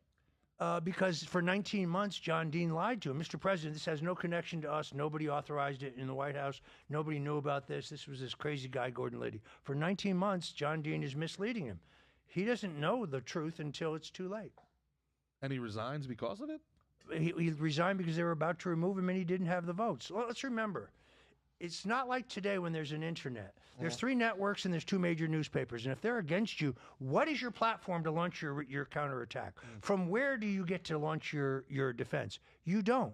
This is something I can't quite get Trump to understand. Trump always says to me, I don't understand why Nixon resigned. Why didn't he fight it out? Fight it out from where? They wouldn't cover anything he had to say. When he comes out and says, I am not a crook, instead of covering what he says, they make fun of him. If there had been an internet in 1973, 74, he never would have resigned. And guess what? He would have survived. Yep. Wow. He would have been able to ride out the tide.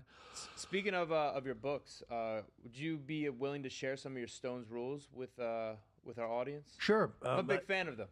Stone's Rules is a book I wrote, which is a manual for life.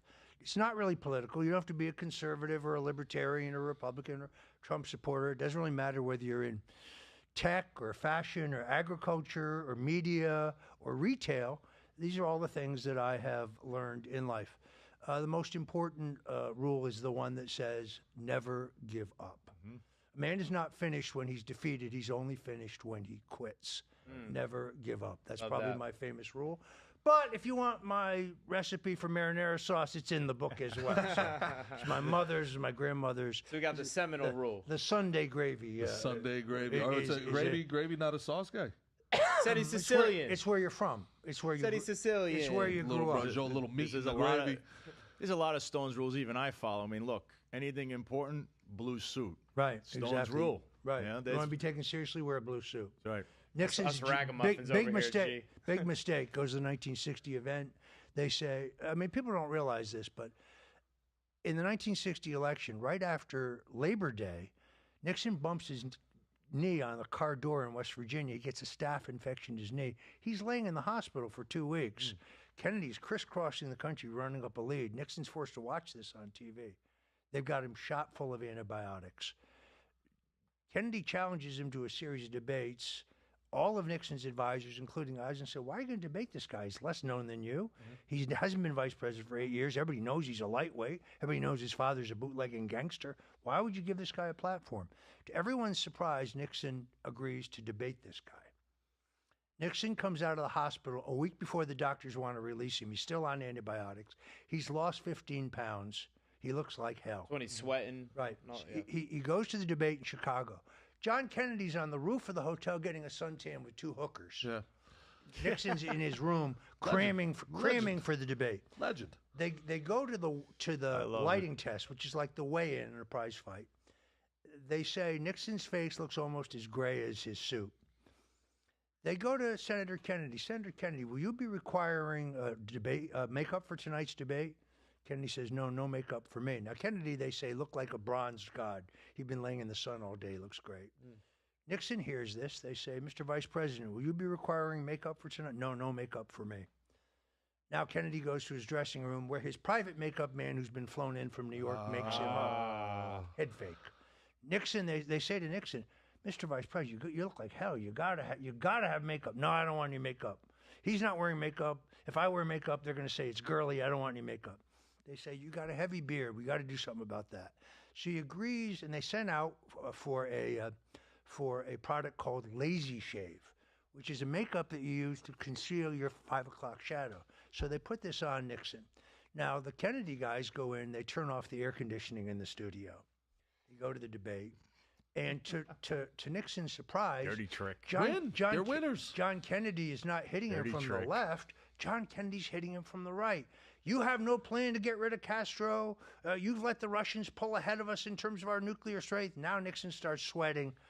The makeup is starting to roll down his melting face. him. It's Giuliani. He's melting them. Oh, God. Nixon's own mother calls Rosemary Woods, Nixon's assistant, and says, is Richard unwell? Oof. Mayor Daley, who's in a big rally they're watching on TV, says, he's not even dead yet, and they've embalmed him. Here's the part they don't tell you. There isn't one debate. There are 4. There are 3 more debates. Sure. Nixon comes back. He goes on a milkshake diet. He puts the 15 pounds back on. He gets a sun lamp. He tans him up. He kicks Kennedy's ass in debates 2, 3, and 4. Now they will tell you, oh, but none of those debates had as large an audience as the first one. Sorry, that's wrong. The 4th debate First impression. had only First had impressions. 100,000 people less than the first debate. This is why I say he won. That's why I say he came back. But Well, the the point interesting is about made. that too, Roger, is that the people who listened to Right. the debate thought Nixon won it. Right, those who listened to it on the radio, Yeah. People who which is watched very, it. which The is people watched it. It was a blowout. which is very interesting. So Henry Cabot Lodge, who was Nixon's running mate for vice president, watches the first debate and says the son of a bitch has blown it for us. Lyndon Johnson, who's busy in Texas stealing votes, listens to it on the radio and says, Jesus, Jack got his ass kicked. Interesting. Really? Interesting. Interesting. Wow. By the way, the Kennedy-Johnson ticket carried Texas by 25,000 votes. 95,000 Nixon Lodge votes were burned that night in Dallas County alone by the Quislings and the henchmen of Lyndon Baines Johnson, the most corrupt, nut job psychopath to ever serve as president. Pill popper, womanizer, drug addict, sadist, criminal, Yeah, I've heard and some murderer. stories, yeah. Read my book, The Man Who Killed Kennedy, The Case Against LBJ. Yeah, it said some very questionable racist things as well. In that tranche of documents from the Kennedy assassination that Trump declassified, you know what we have? LBJ's application to be a member of the Ku Klux Klan. It's right in there. Wow. Wow.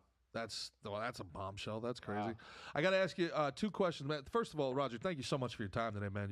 You've been so generous. This has been really great. As a guy who's been in politics before, this is Thanks to Sal Greco for getting you in here. Big Sal Greco. This has been great. Now, you were, by some estimates, a pioneer of dirty politics.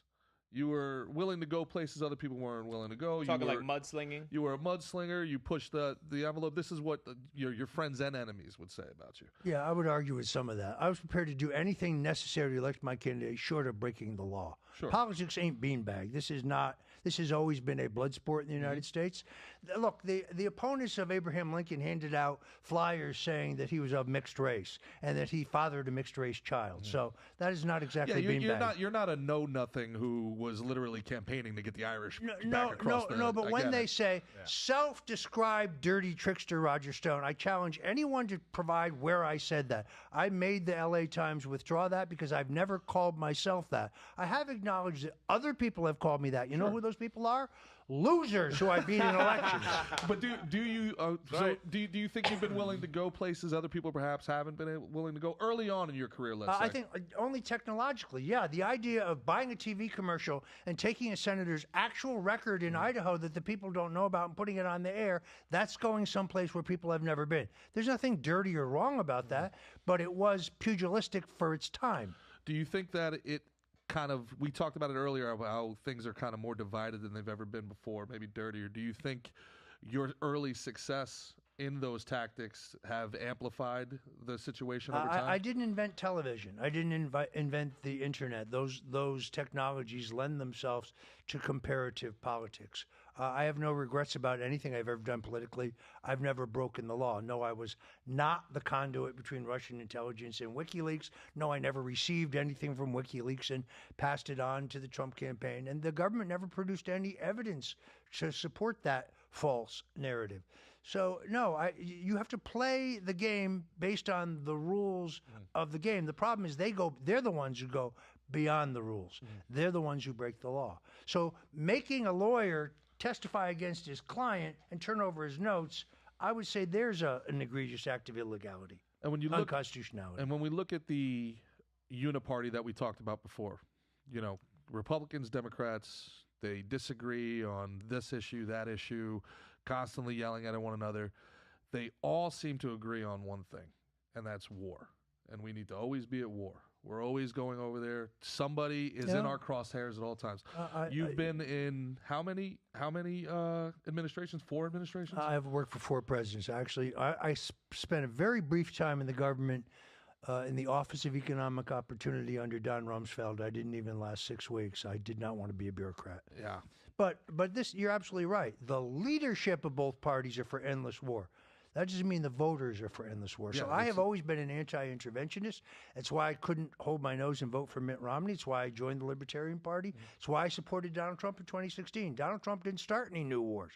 Donald Trump brought our troops back from the endless foreign wars. I am anti-war. So when it comes to the issue of war, I'm more like Bernie Sanders than I am like, say, Joe Biden, who's for permanent war. The question I have is our war machine too insurmountable? Are they too powerful? Are people too afraid of them? We're going to find out in the next election. I don't know the answer to the question. They're certainly powerful. Whether they can be defeated remains to be seen in the next election. But the next election will be your last election if Trump does not win. There will not be another election after that, in my opinion. Do you think Trump has legitimate fear for his life running in this If he election? doesn't, he certainly should have. So should Robert Kennedy. That's why I admire Robert Kennedy so much. I mean, he has been very open about the CIA's involvement in his uncle's death. He's been very specific about the fact that Sirhan did not kill his father. That's an absolute impossibility. His interview with Mike Tyson is really worth watching if you haven't seen the whole thing. I heard it's been taken down. It is. Where do you find it? Boxing was taken down. You can find it. I showed it on my show. I showed 9 minutes of it. I showed the most important part. It's absolutely riveting. For those of us who haven't seen it, what did he say about? It's really simple. Sirhan, the man convicted of murdering Robert Kennedy, is in front of Robert Kennedy at all times. He discharges his gun 8 times. Every single one of those bullets is accounted for. None of them hit Robert Kennedy. The coroner ruled in the autopsy that Robert Kennedy was shot at point-blank range from the back of the head with the barrel right up against his skin from behind. The man behind him is a man named Thane Eugene Caesar, who was a security guard hired 5 weeks beforehand. Three names. That is the 3 names. That is the man. Lee Harvey Oswald. That is John Wilkes Booth. Right. It's the 3 names. Right. Sirhan is just one name. That's 2 names. Well, 1 name. Anyway. It's 4 syllables. In any event. So Robert Kennedy has been very, I think, authoritative. Look, I have read every book there is on the Kennedy assassination, and I've written one, which I ask people to judge on its own merit. By the way, I don't say Lyndon Johnson did this alone. I said he did it in conjunction with the Central Intelligence Agency and the mob and the banks and Big Texas Oil. Everybody has their own interest in this. But I think both Donald Trump and Robert Kennedy need to have very precise security measures because I think both their lives are potentially in danger. And this is why you keep big Roman Reigns around. No, he is uncompensated security. Uncompensated. If some security. guy jumped me right outside, he looked the other way and asked for coffee. I'd call for backup, maybe. Yeah. Acknowledge me. So who before we get out of here, who's Roger Stone outside of politics? Who are you when the blue suit is hanging in the closet? Are you a pickleball fan? Are you a sports enthusiast? That would be me, pickleball. Yeah. Is there life outside of politics? I've never heard of this before. Less and less so. There used to be. Mixed martial You're a arts. fight fan, aren't you? I'm a fight fan. When I went to Trump's wedding when he married Marla Maples at the Plaza Hotel in New York City, seated at my table was one of my all-time heroes, Smokin' Joe Frazier. Smoking yeah. Joe. The greatest heavyweight champion of them all. Love Smoking Smoking Joe? Joe. Love Smoking Joe. Philly. That heavy left hook. Yeah, here all day. Yeah. Just is my all-time. It was one of the thrills of my lifetime. when Also, by the way, what was that? What was that again? How did that go? Oh, he's here. He'd come in here and he'd be moving his head and whack. Oh, no Philly shell from Smoking Joe. Nah, he's pressure. He'd be here. was heavy, also coming interestingly forward. enough at that wedding. O.J. Simpson was at that wedding as a gift, and he was with a beautiful blonde woman who was very clearly not his wife. A guy comes up and he takes the picture of O.J. and this blonde. O.J. says, "The guy, come here." Grabs the guy's camera, smashes it on the table, hands it back to him, and says, "No pictures." Player move right there. I'm starting to get the feeling that Hillary Clinton's a little cold and O.J. Simpson might have a violent streak. I don't know. Maybe. Though. I don't know. It's unconfirmed, allegedly. Yeah, Did you but see Did you see the Arnold documentary that just came out on Netflix? No, but I probably won't. I'm so disappointed in Arnold. I was really hoping to get your opinion on that. I remember because- when Arnold said he was a Ronald Reagan Republican. Now he says, "You don't want to take the vaccination, screw your rights." No, Arnold, screw you. By the way, he goes to the Arnold Classic, and he won't shake hands with anybody. People ask him for selfies. He says no. Arnold Schwarzenegger's an asshole. He's he's turned into an asshole. If I go outside here and people ask me for a selfie, no matter who they are, I always say yes. I can be in the middle of a bite of burger and a guy comes, "Hey, Mr. Stone, can I?" Yes. I never say no.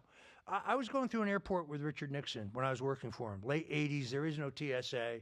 We're in Washington for some meetings. We're dashing for the gate. We're taking the shuttle to LaGuardia. We're late. This big fat woman steps up. Mr. President, can I get your autograph? I'm carrying 2 briefcases. Nixon says, "Put the briefcase down." "Certainly, madam. Where are you from?" "I'm from Davenport, Iowa." "Oh, Davenport, Iowa. I remember it very well. I was there in 1956. I did a big rally downtown at Yokin's Restaurant on Main Street. I think you were there." "I was there. I was on the front row." "I knew I recognized you," Nixon says. "What's your name?" "Audrey." "To Audrey. With love, Richard Nixon. Last call for Eastern Flight 124. We barely make the flight. I say to him, "Mr. President, why did you stop and give that woman an autograph?" He says, "Never refuse a request for a photograph or an autograph. Otherwise, they go home and they say, 'I met that Richard Nixon. What an asshole that guy was.'" So I never say no. Hey, Arnold, word to the wise. People ask for an autograph, give it to them. You deserve it. They deserve It's an honor. People, It is. yeah. He's It's a schmuck. It's a shame when the people get jaded to that. He's a schmuck. I want to defend Arnold's honor. I've heard from our boy Phil Heath that Arnold's really gracious at the Arnold Classic stuff. I've heard the opposite, frankly. But I've seen video. I was at the Arnold Class a couple of years ago. I'll back Roger's statement up. I was right in front of Arnold. What happened? Well, it's very weird. Who in is the, not in the 6'3" or what? What did they say? He's 6'2". Well, I mean, look, you try get, more like 5'10". I'm you get 6'3". smaller as you get Yeah. older. But I mean, the odd thing is that the first 2 episodes are about Arnold, being a Reagan Republican, and the third was almost like an advertisement for him to get into the World Economic Forum, and he's all about climate change. Yeah, give and me a how break. It was a very, very By the way, it was a lousy. interesting- Just to be clear, he's a terrible governor. A terrible That's governor. right. Roger, what are your thoughts on the World Economic Forum? Gerard hates them. Not a fan. I mean, these guys are Batman villains. The little guy, Yuval Harari. Oh, my God, yeah. I mean, they say he's a vegan, but he sure looks like a meat eater to me, if you know what I mean. You do not have human soul. Eating a lot of falafel subs. You or are something. not individual. You are hackable. You are a hackable animal. The guy's 125 pounds wet. What do you think it would take to take him out? What do you think? One shot? From that guy? One shot. A One shot. nasty stare. But I love these guys because they're cartoon characters. The other guy doing the bad Henry Kissinger, you will eat bugs and you will like it. Yeah, No, Klaus asshole, we're Schwab. not eating your bugs. What do you Sorry. think of Henry Kissinger? I was never a Kissinger fan. People need to understand. Warmonger. Right. So the Watergate really is a outgrowth of Henry Kissinger's paranoia. In 1969, it is Kissinger who convinces Nixon to place the illegal wiretaps on various White House staff members and reporters to find the sources of leaks. Henry has escaped all of that. Henry Kissinger is a war criminal. Never was a fan. And I'm a Nixon guy. Never liked Henry Kissinger. And you did not like even though you helped get him elected in Florida, you were not a big fan of the Bush administration either. I worked on the recount. I didn't work on the election, to be clear. And I had party duty to do. So this is a pretty short story. In 1980, I worked for Reagan. Reagan beat George H.W. Bush for the nomination. I had a decent relationship. Still have a good relationship with Jim Baker, who managed Bush's campaign, came over to become Reagan's chief of staff. I was running Tom Kaine's campaign for governor of New Jersey in 81. It was my first solo flight as a political consultant. It was a race we were supposed to lose. My polling shows were getting closer and closer and closer. I'm begging Reagan, through Baker, to please come to New Jersey and campaign for Tom Kaine. There's only two gubernatorial elections that year, Virginia and New Jersey. They say, we're going to win Virginia, you're going to lose New Jersey, just live with it. No, we're going to win New Jersey, you're going to lose Virginia.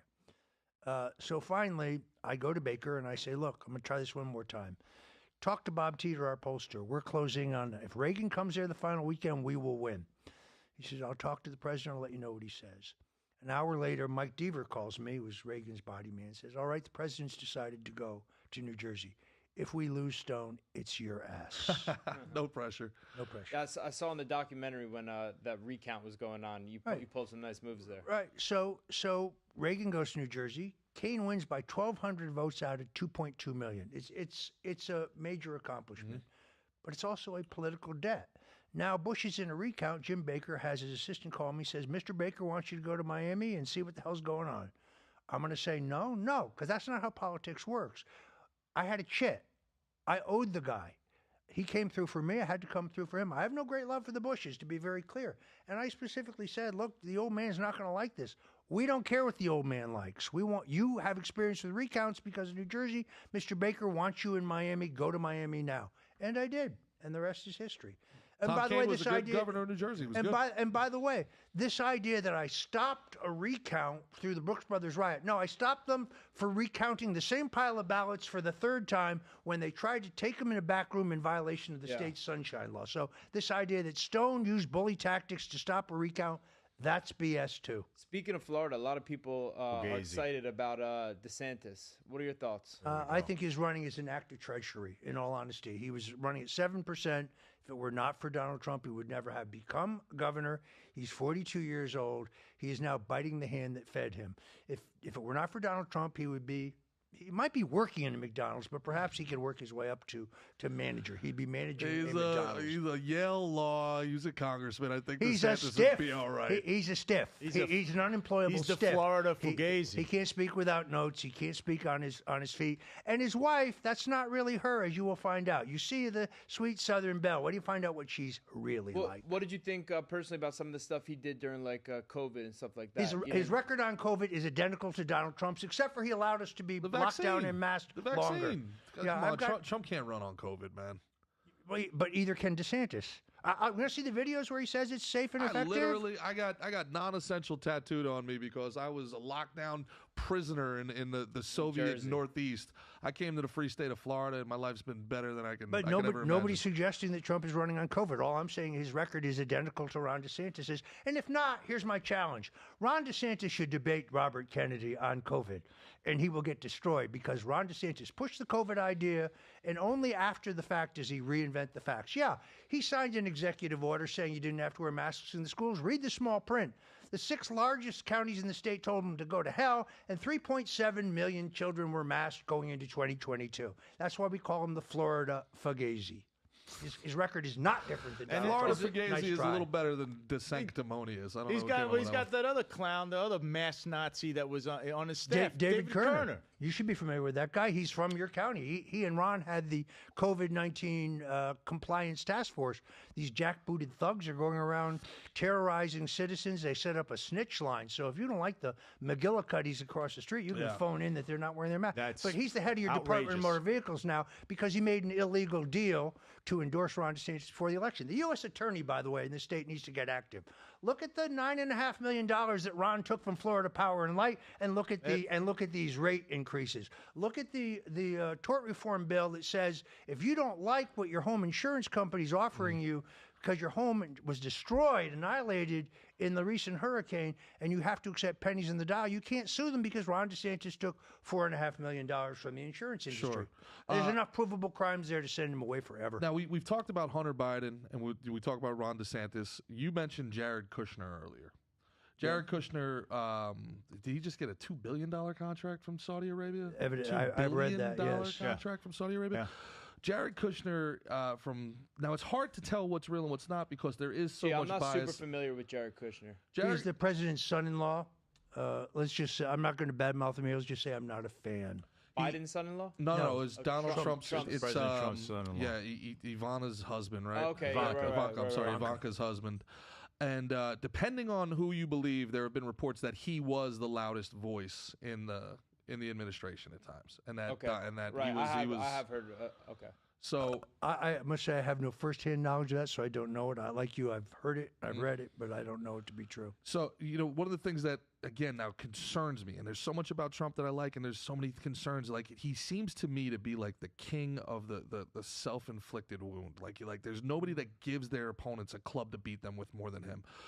If he were to get the nomination and run again, there's no way Jared Kushner, with a $2 billion deal with Saudi Arabia the day he comes out, can be a part of this administration. I agree. I don't think he would be. He's certainly not a part of the campaign. That I can tell you firsthand.